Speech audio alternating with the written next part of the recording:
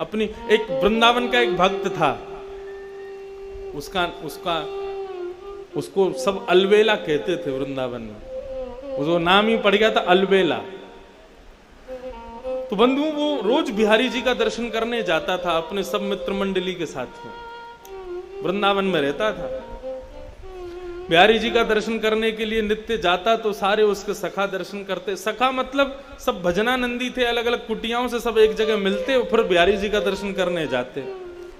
बहुत वर्षों तक बिहारी जी ने उसको दर्शन दिया, लेकिन एक दिन एक अचंबा हुआ। जैसे ही बिहारी जी का दर्शन करने के लिए गया तो बिहारी जी में बार बार पर्दा आता है, तो पर्दा आया हुआ था, दर्शन करने के लिए सब खड़े थे। जैसे ही पर्दा हटा सब कहने लगे श्री वृंदावन बिहारी लाल की। उसके संग जो बाकी के भजनानंदी संत थे वे भी सब कहने लगे वृंदावन बिहारी लाल की जय, लेकिन उसने नहीं कहा। वो सामने जब देख रहा था तो बिहारी जी जब बाहर विराजते हैं तो बगल में सखियां चंवर ववर लेके सब खड़ी रहती हैं, चांदी के सिंहासन रहता है, सब फूल बंगला बना रहता है। फूल बंगला है, सिंहासन है, सखियां हैं, लेकिन बिहारी जी उसको नहीं दिख रहे थे। अगल बगल वालों को बोला, बोले तुम जय जयकार क्यों बोल रहे हो? बोले अरे बिहारी जी के दर्शन तो जय जयकार से ही होते हैं। उसने आंख मीड़ करके देखा, बोले बिहारी जी बैठे हैं सामने। बोला अरे दिख तो रहे सामने, तू दर्शन क्यों नहीं कर रहा है? और वो कैसे कहे सबसे कि मुझे दिख ही नहीं रहे हैं।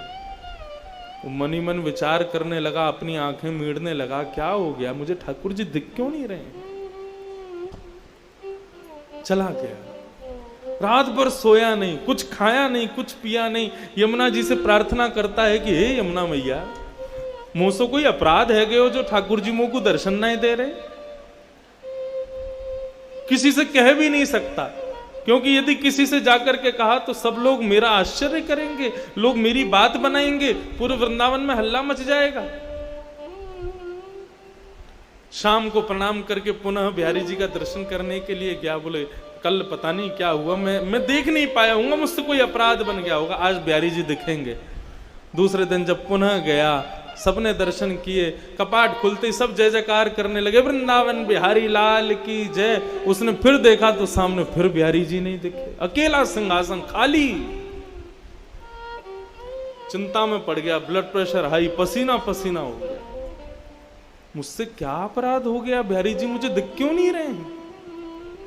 किसी को पता ना चले तो उनसे बड़े अलग ढंग से पूछता है, बिहारी जी की पोशाक बड़ी सुंदर है ना? तो बताते हैं हाँ आज तो पीली पोशाक पहनी है, हाँ देखो कमल की माला पहनी है, बिहारी जी का मुकुट कितना सुंदर लग रहा है, बिहारी जी की सुंदर देखो क्या छटा दिख रही है, गाल ऐसे चमक रहे हैं। सुन करके रोने लग जाता, बोले मुझे क्यों नहीं दिख रहे हैं?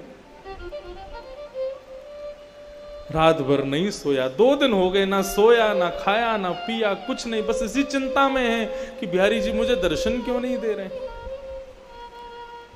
तीसरे दिन सुबह वृंदावन परिक्रमा लगा करके आया, यमुना स्नान किया, ब्रजवासियों को प्रणाम करने लगा। अरे कोई अपराध हो गया हो तो हे बिहारी जी क्षमा करना।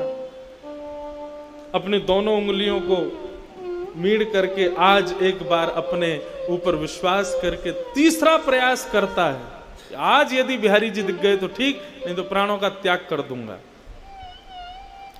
जैसे ही मंदिर में प्रवेश किया, कपाट खुले, सबको बिहारी जी दिखे, उसको नहीं दिखे। तत्क्षण निकल गया। यमुना जल में अपने प्राणों का परित्याग करने का मन बना लिया। बोले जिस देह को बिहारी जी नहीं दिख रहे, उस देह को जीवित रख के क्या फायदा?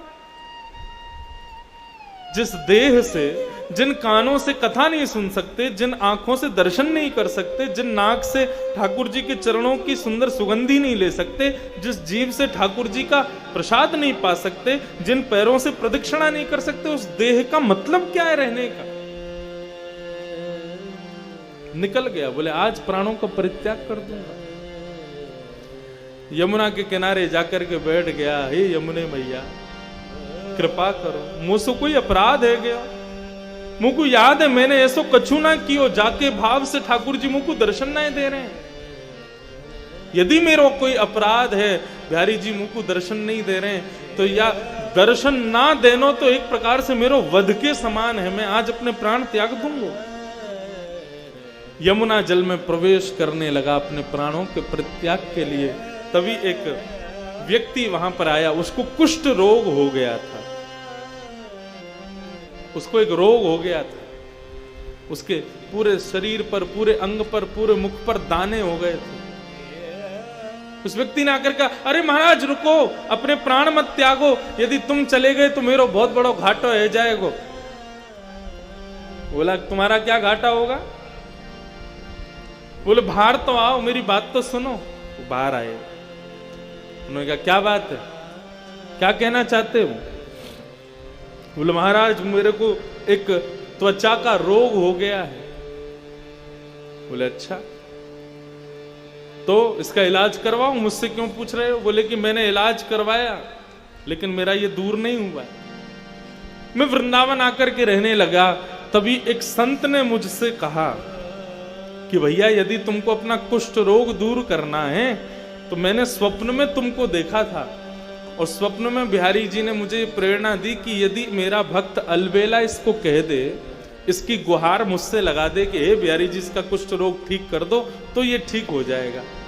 अलबेला बोला ये कौन सी विचित्र बात बता रहे हो, तुमको रोग हुआ और मैं बिहारी जी से कहूं कि इसका रोग दूर कर दे, और बिहारी जी तुम्हारा रोग दूर कर देंगे? जो मुझे दर्शन नहीं दे रहे वो मेरी बात से तुम्हारा रोग कैसे दूर कर देंगे?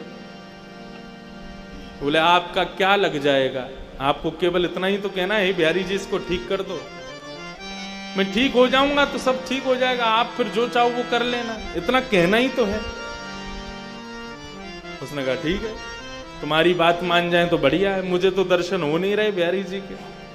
हे बिहारी जी मेरे से तो कोई अपराध हो गया, मुझे तो दर्शन दे नहीं रहे हो, लेकिन इस भक्त का भाव है यदि मैं कह दूंगा तो ये ठीक हो जाएगा, इसलिए मैं प्रणाम करके कहना चाहता हूं इस भक्त का कुष्ठ रोग ठीक कर दो। जैसे उन्होंने कहा इसका कुष्ठ रोग ठीक कर दो, उसके अंग के सारे रोग दूर होने लगे, एक एक करके उसका समस्त जो जितना भी उसके अंग पर जो भी पीड़ा थी सब दूर हो गई।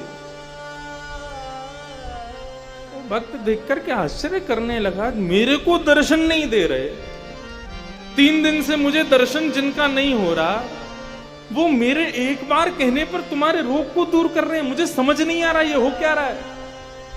इतने में सामने सांवरे सलोने श्री बिहारी जी महाराज प्रकट हो गए, प्रकट होकर के उसको दर्शन दे दिया।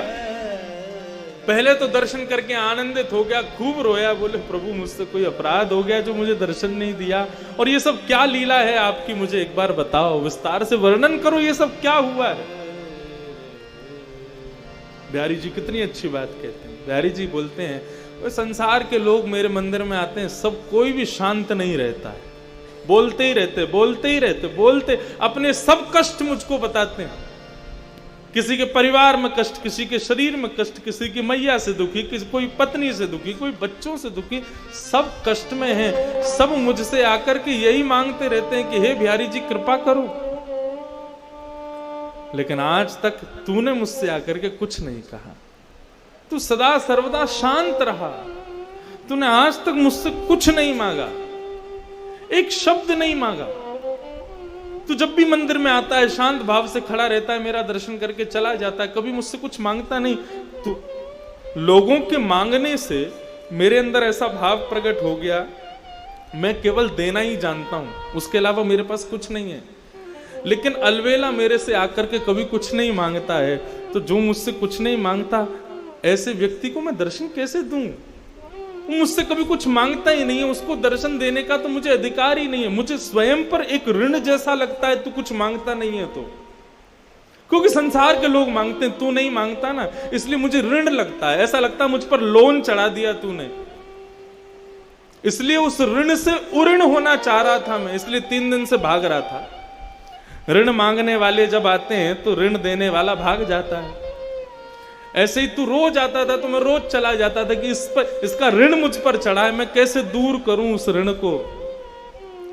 लेकिन आज मैंने एक लीला करवाई, तू 3 दिन से रो रहा था मुझे दर्शन दो दर्शन दो, मैंने कि पहले तेरा ऋण चुकता होगा तभी तुझको दर्शन दूंगा।